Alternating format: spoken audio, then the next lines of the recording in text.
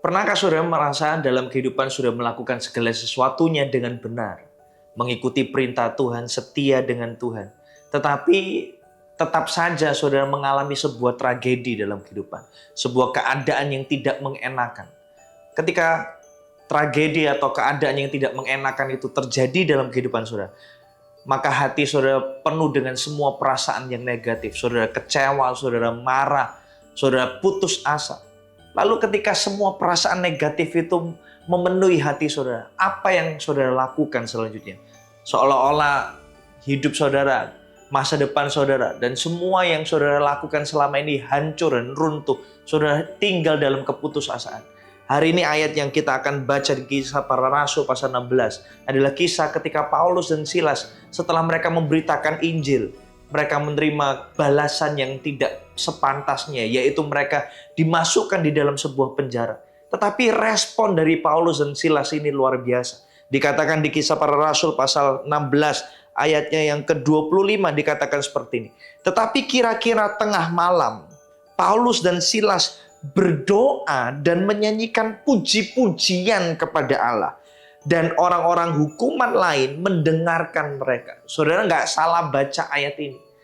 Dikatakan bahwa Paulus dan Silas di tengah kekecewaan, di tengah putus asa, di tengah beban berat hati yang berat yang mereka rasakan, mereka berdoa, dan bukan hanya berdoa minta dilepaskan, tapi mereka memuji-muji Allah.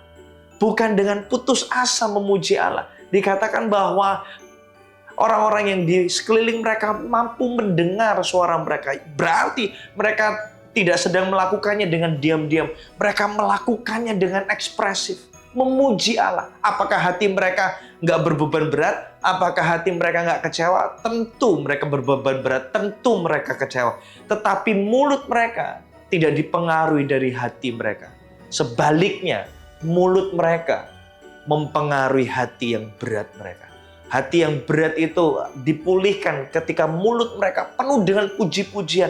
Mereka tiba-tiba dalam satu titik dalam momen penyembahan mereka, mereka begitu bersemangat, penuh dengan iman, penuh dengan Roh Kudus, dan sesuatu yang supranatural terjadi. Dikatakan ayat 26, akan tetapi terjadilah gempa bumi yang hebat, sehingga sendi-sendi penjara itu goyah, dan seketika itu juga terbukalah semua pintu dan terlepaslah belenggu mereka semua. Saudara, ketika keadaan berat terjadi dalam hidup saudara, pujilah Tuhan, bersukacitalah, agungkan namanya. Sekalipun hati saudara lagi berat, puji Tuhan. Maka hati saudara akan bangkit penuh dengan iman. Dan kalau hati saudara berubah, ini yang akan terjadi. Keadaan saudara pun akan berubah. Karena dari mulutmu mempengaruhi hati saudara mempengaruhi keadaan. Tuhan Yesus memberkati.